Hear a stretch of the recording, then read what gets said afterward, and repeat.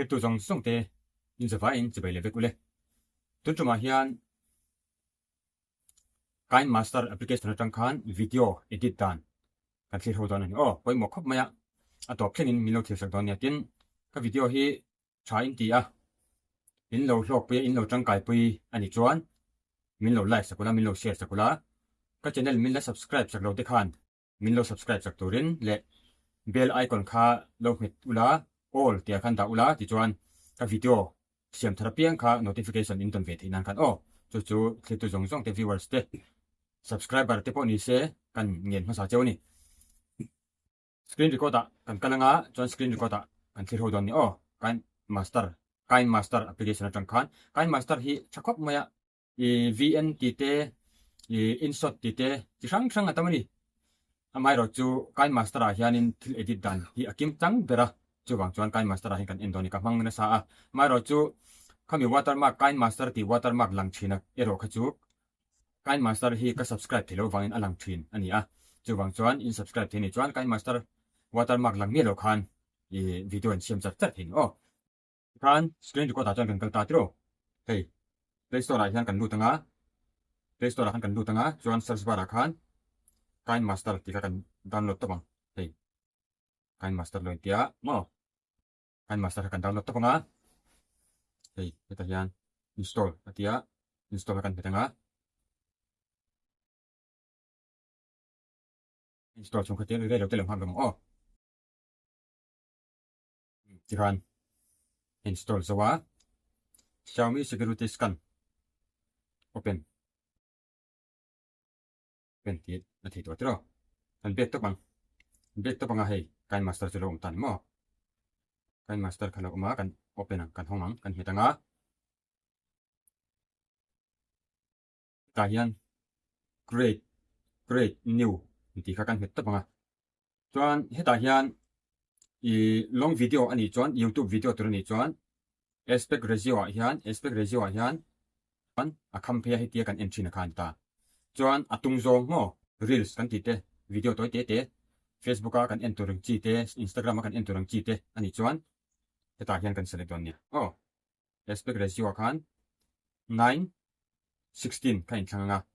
YouTube video tur ni chuan 16:9 kain thang don ni heta hian thanga indu du kha in video post tur kha asei ni chuan 16:9 kain thanga reels emo atoi te minute khat lek second som nga tiang chi te ani chuan 9:16 ti kain thang mai don ni long video siam turin kan en phutanga 16:9 ka kan thang 16:9 kan select ta chuan create ti hi oma noina ma kan create ti kan phetanga chuan allow next in zelanga try it and tia chuan ti jong hian ram ta chuan hei ta hian image selector oma image asset and tia kha kan select putanga video kan ta ma khan thalak pakhathi kan da phutang image heng ho jinga hian indore in download sa point da thia heng ho jinga hian du ber khain da nga kan select anga chuan ti hian om tani chuan a campaign kan entir ang chau campaign in ani lo chuan a khoya hara atung jong chuan hei hi ti hian injuk metanga hei mi thalak hi in select to kha heta hian om ta chuan hetia a hring vek chuan ama hi injuk metanga ti khan injuk metanga tian ron lang che kha hetian injuk metanga tian in pot pheyang injuk met wang a ti hian pot pheyang in video sei zong tur hisab khan hei hi in pot phei zel don ni ti hian in pot phei zelanga ti hian in pot phei zelanga minute som ani chuan minute som kha heta hian ain sia ka a sei zong kha minute khat le second som nga ani to a chuan in pot phei zel ti hian in pot phei zelanga chuan khatia in du tok ani to huna video in du tok in siam tur hisab khan minute thum ani chuan minute thum ka pot phei ta chuan heti hian in la phei lenga chuan pe kanga chuan heta hian layer ti hi alo omang layer ti kha alo omanga layer ha kan hetanga chuan media a hian in hene don ni media hian in hene don ni ti khan layer in an met che kha media tia hian in lut leng media tia kha in met lenga chuan hi ta hian selector all line tia video an tia image an tia tro video kan select on nia video edit tur ni wangin video kan select ta tro chuan hi ta hian camera a in la kho kha mitani camera a video in la kha thian select ta nga han select ta tro hey video chulo om tani ran video ka select ta ka he hin tani mo he hi chuan he hi in han pot le nga ti hian ti khan in pot le nga an tani nan play chin nga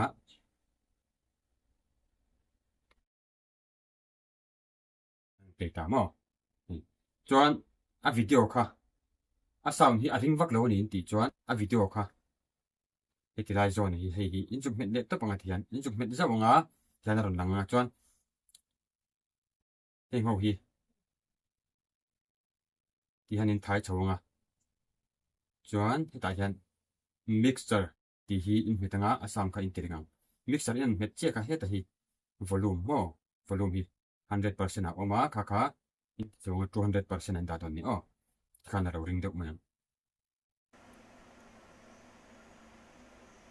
antiring deuh ni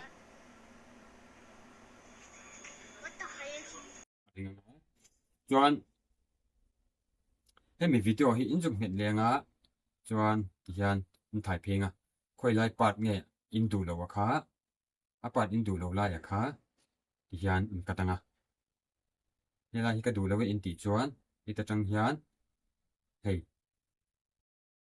trim le split ti om hi hela hi in metanga trim le split ti kha in metanga chuan split ti kha in metanga ani lo chuan hei ding lam pangami hemi chin ding lam pangami zong hi in kat du ni chuan right trim right ti kha in met ta panga ve lam pang hi in kat du ni chuan trim left ti kha in met ta pang kan met chin o trim left kha hei hela zong hi kat to ni mo lam zong hi oma kha in du lo chuan hela hi cancel na a oma ka trim to kha kan cancel le kha lo om de mai ni mo ti khan in tinga ti han chuan helai part te hi kan pai teng in ti chuan splits ti kha in metanga chuan in thai phe nga ti han in thai phe nga helai ka hi splits he helai ka hi tiro ka select ta ha helai part hi in du lo chuan helai mi delete hi he delete ta om mo delete kha in met mai don ni delete kha in metanga ti khan a manga chuan ti hian a in zom ta lo ni a ka hi all ta ni mo chuan hetian in an het wang fanga hetian in son phenga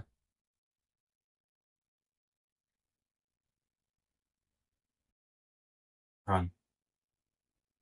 ama khan lo in zom le mai khan en ula mo pai om me da lo an zom le mai ni mo tiang khan ti chuan atamani tel ti thei hi heng ho hi effect in ti po chuan entinan effect hi kan metange effect ti hi kan metanga effect ti kan metanga effect ti kan an het che kha ti hian ron langa hei basic effects ti kha in metanga basic effects in an het che kha hei hi a oma du khan tur mo kan tur pani omani hi pani du khan tur omani du jok hei hi a phe roi a chiang vak lo alang chiang vak the lo nga hei jok ta hei jok kan ta nga kan ti te nga ti khan kan adjust mai nga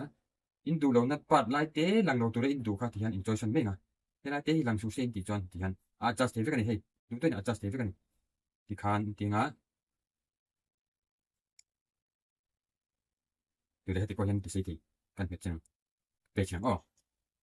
ka hela hi hei phere ro di mo ka khan in da the ni blur kha in da ya ti chuan adang le a chuan entinan hemi video hi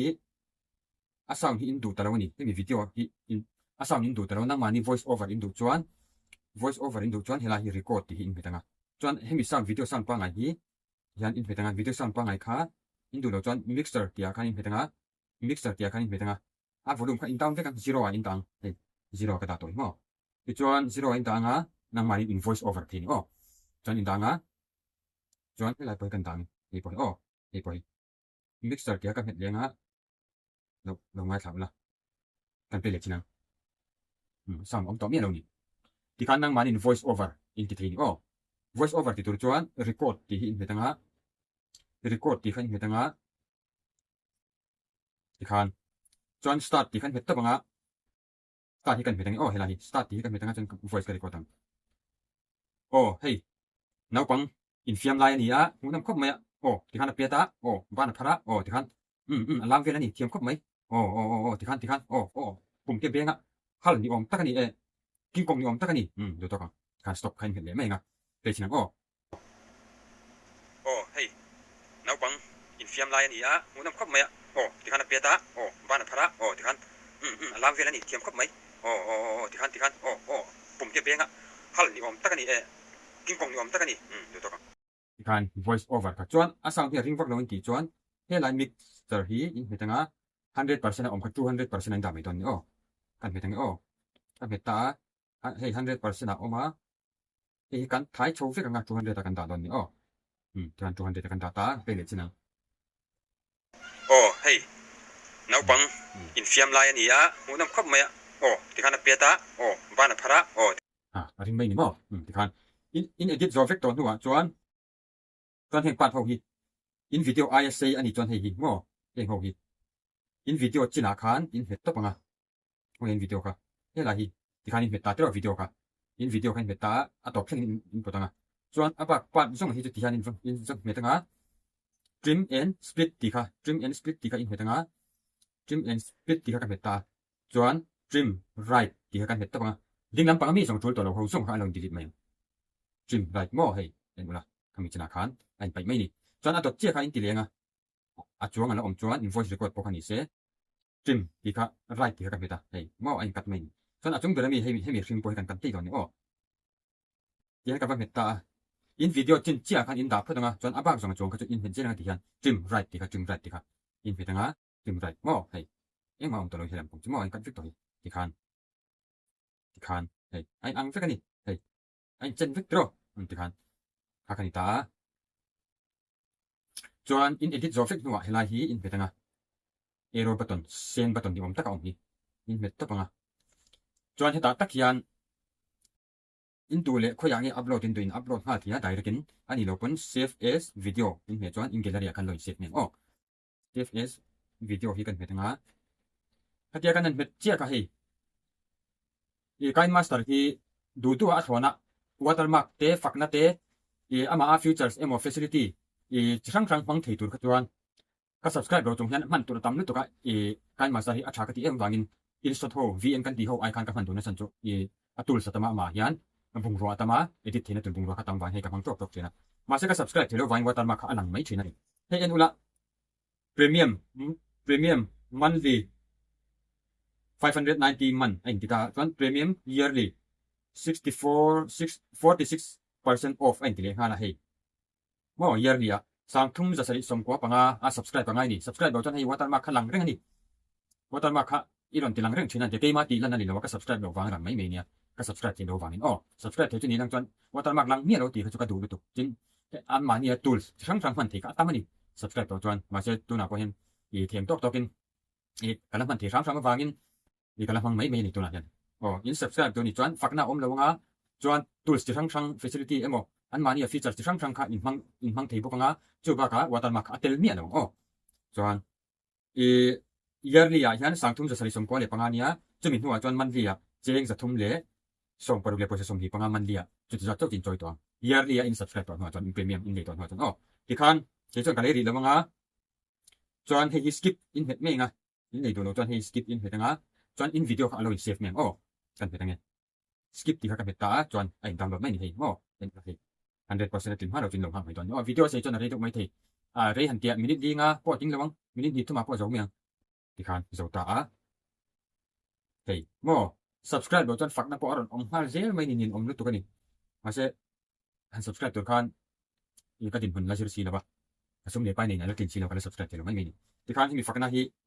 in lo hak tang mai don ni hak lo point an save to thowa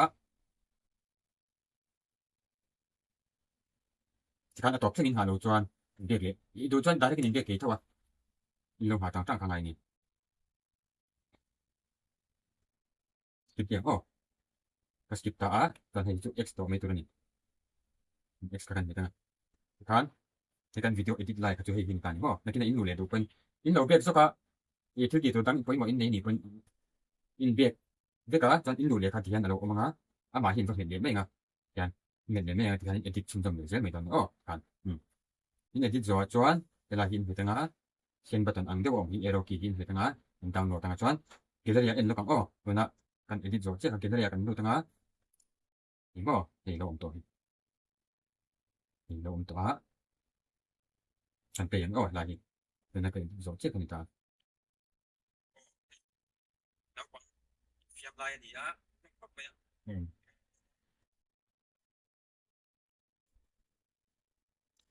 voice over kan ti ke ma voice over ka record chop khani ta ni mo hi chuan video dang po in edit donin emo mi video ma se youtube channel hi chuan mi video hi copy lo ula tha mani video siam nge kha yi ti thei ula tha chu chỉ lo cho copyright omanga eng mo copy community guidelines ti te copyright reuse content ti te tamani chung chu in pumpel do ani chuan in video record ni voice in record sa voice in nei sa nge ama original voice ni ka phang ula thang kan du to kang kan thiam tu ranga yang ole khati song kha KineMaster application hanga video edit dan kan an ho the chin mai sela ka video hi chang kai pi en lok pi in na in lo nei te ni ngai chuan min lo subscribe sakula min lo like sakula mi dang te min lo share sak turin thi tu song te ka song chu tun ta chuan do to kila ale pe kan video chang kai tak thumbnail siam dan te description ta dan te po kha kan na zir chojel don ni tun chuma hian video edit dan ha kan an zir hawa chuan hetia screen record pa hetia ka video lang pa screen record an asira lang thin kha inting nge ti po kha request awma zo to in china hang te po kha nakina ale pe ka ka shil fe don chani tuan tan chuan do to kila thir tu zong te in zawai in mang tha vek ule